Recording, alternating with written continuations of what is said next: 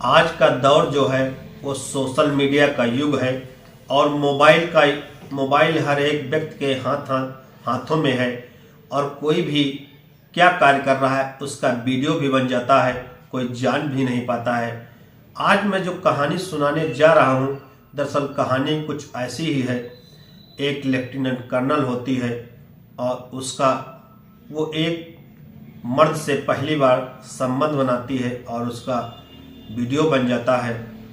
वो सब जान भी नहीं पाती है और एक दिन ऐसा आता है कि वो उसको धमकी देता है कि अगर, क्योंकि उसके बीच कहीं बात बिगड़ जाती है तो धमकी देता है कि अगर आप ज़्यादा हमसे पंगा लोगी तो आपका वीडियो भी वायरल हो जाएगा और आपको पता नहीं आपने किस व्यक्ति से पंगा लिया है। और ये कहता है और वीडियो वायरल करने की धमकी देता है। और जब ये उस लड़की को पता चलता है, वो लेफ्टिनेंट कर्नल होते हुए भी ऐसा कदम उठाती है तो उसको पता चलता है तो उसकी सांसें थम जाती हैं और पैरों तले ज़मीन खिसक जाती है और उसकी ज़िंदगी गर्त बन जाती है और वो बर्बाद हो जाती है, कहीं की नहीं रह जाती है। तो नमस्कार, आदाब, सत श्री अकाल। भारत टीवी 20 की क्राइम कहानी में आपका स्वागत है। उम्मीद है आप लोग स्वस्थ होंगे और मस्त होंगे। मैं हूं आपके साथ पंकज सिंह। तो दरअसल कहानी है उत्तर प्रदेश के बनारस ज़िले की और मैं बात कर रहा हूं 11 दिसंबर 2023 की। दरअसल एक लेफ्टिनेंट कर्नल लड़की होती है, उसकी पोस्टिंग लेह लद्दाख जम्मू कश्मीर में होती है और वहीं पर एक लड़के से उसकी मुलाकात होती है। 11 दिसंबर 2023 की सुबह 10 या 11 बजे का टाइम होगा और सभी ऑफिसर, अधिकारी, कर्मचारी अपने अपने ऑफिस में बैठ रहे थे। कुछ बैठ गए थे, कुछ बैठने जा रहे थे। इसी बीच में बनारस के पुलिस आयुक्त यानी पुलिस कमिश्नर अशोक जैन, इनके पास आजमगढ़ जिले की तहसील लालगंज की रहने वाली एक लड़की आती है और टाइम मांगती है और कहती है, साहब, लेह लद्दाख यानी जम्मू कश्मीर में मेरी पोस्टिंग है, मैं आर्मी में हूँ और लेफ्टिनेंट कर्नल हूँ और मेरे साथ बहुत बुरा हुआ है।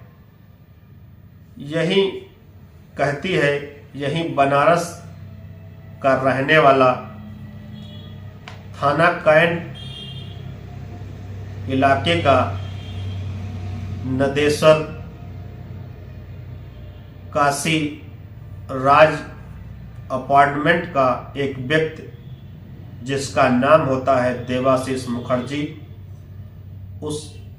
उसने हमारे साथ बहुत बुरा किया है और हमारे साथ संबंध बनाता, यौन शोषण करता है और अप्राकृतिक संबंध बनाता है और जिससे मैं परेशान हूँ। बनाया और उसकी वीडियो बना ली है और वायरल करने की धमकी देता है और अगर वायरल हो गई तो हमारी ज़िंदगी के साथ बहुत बुरा होगा और साहब हमको बचा लीजिए।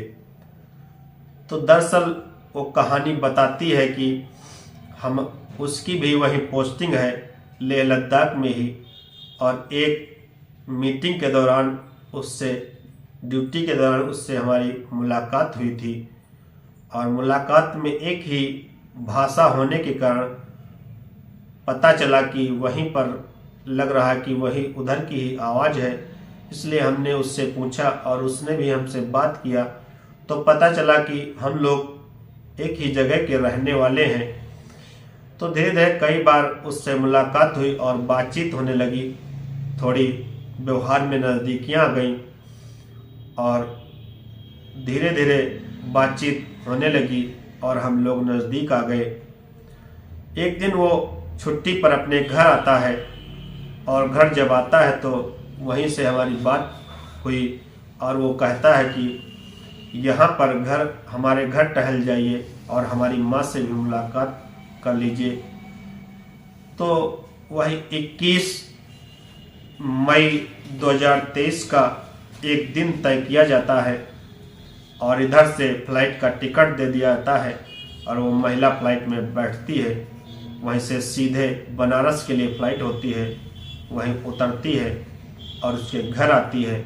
घर जब आती है तो उसकी माँ का नाम होता है सुष्मिता मुखर्जी। उससे मुलाकात होती है और वो कहती है कि बहुत सुंदर हैं ये तो, और आओ बेटी आप तो बहुत सुंदर हैं, बैठिए। तो बैठ जाती है, बातचीत होती धीरे धीरे। फिर खाना तीनों लोग खाते हैं, शाम हो जाती है और अपने अपने कमरे में चले जाते हैं तीनों अलग अलग। इसी भी देर रात होती है तो उसकी जो देवाशीष मुखर्जी होता है उसकी आँख खुल जाती है और वो कॉफ़ी बनाता है। फिर इसके कमरे के दरवाजे पर जाता है और खटखटाता है। तो जब खटखटाता है तो उधर से दरवाज़ा खुल जाता है और कॉफ़ी लेकर उसके पास जाता है और कहता है कॉफ़ी पीजिए, और दोनों कॉफ़ी पीते हैं और फिर उसके पास ही बैठ जाता है और फिर बातचीत होने लगती है। कहता है हमारे पास हमको नींद नहीं आ रही है और आँख खुल गई। तो इस बीच वो बात करने लगते हैं, अपनी कुछ नज़दीकियाँ और बढ़ने लगती हैं और नज़दीक जाता है और उससे संबंध बनाने की बात करता है। तो कहती है संबंध शादी के बाद बनेगी, जब शादी हो जाएगी, अभी क्या ज़रूरी है। वो विरोध करती है, लेकिन वो अपनी बातों में बहला फुसला लेता है कि हमारी तुम्हारी जाति एक ही है और एक ही पोस्टिंग है और शादी भी हो जाएगी। इसको कहते हुए फिर वो बहुत पास आ जाते हैं और फिजिकल रिलेशन, शारीरिक संबंध बनाते हैं और फिर सुबह उठते हैं और फिर वही वो अपने उठती है लड़की, नहा धोकर फ्रेश होके आती है और उसकी माँ से बात करती है कि हमारी दोनों की जल्द ही शादी करवा दीजिए। तो जब शादी की बात आती है तो उसकी माँ जो सुष्मिता मुखर्जी होती है वो कहती है शादी तो हम करवा देंगे, लेकिन शादी का खर्च आपको ही उठाना पड़ेगा और हम 80 लाख का एक फ्लैट ले रहे हैं, उसको आपको ही लेना पड़ेगा क्योंकि आप भी तो अच्छा खासा कमाती हैं और पैसा तो आपके पास भी है। तो ये कह कर के अब वो लड़की घबरा जाती है कि ऐसे समय में भी लोग ऐसे ऐसे हैं जो दहेज की बात करते हैं। तो इसी बीच उनकी नोक झोंक हो जाती है और नोक झोंक जब हो जाती है तो नाराज़ हो जाती है वो लड़की। फिर जो लड़का होता है देवाशीष, वो उसके साथ उसको बताता है कोई बात नहीं, माँ पुराने ख्याल की है, उसकी बातों पर मत जाइए। उसको बहलाता फुसलाता है और इधर उधर घुमाता है। फिर देर हो जाती है शाम को, फिर वो वहीं रुकती है और घर में रुकती है। फिर उसी दिन की तरह वो देर रात में उठता है, उसके दरवाज़ा खटखटाता है और कमरे में जाता है और फिर उससे बात करता है और उससे संबंध, फिजिकल रिलेशन बनाने की कोशिश करता है। तो खिलाफत करती है, कहती है अभी आपकी माँ को देखा क्या कह रही थी, और तो कहता है कोई बात नहीं, सब सही हो जाएगा, शादी भी हो जाएगी, क्या जल्दी है अभी, और एक ही तो जात है। फिर वही बात कहता है, फिर झांसे में ला करके और उसके साथ बहला फुसला करके और प्यार मोहब्बत की बात करके उसके साथ शारीरिक संबंध बनाता है और शारीरिक संबंध बनाता है। फिर दूसरा दिन हो जाता है और इसी बीच उसकी कुछ नोक झोंक हो जाती है उसी बात को लेकर के,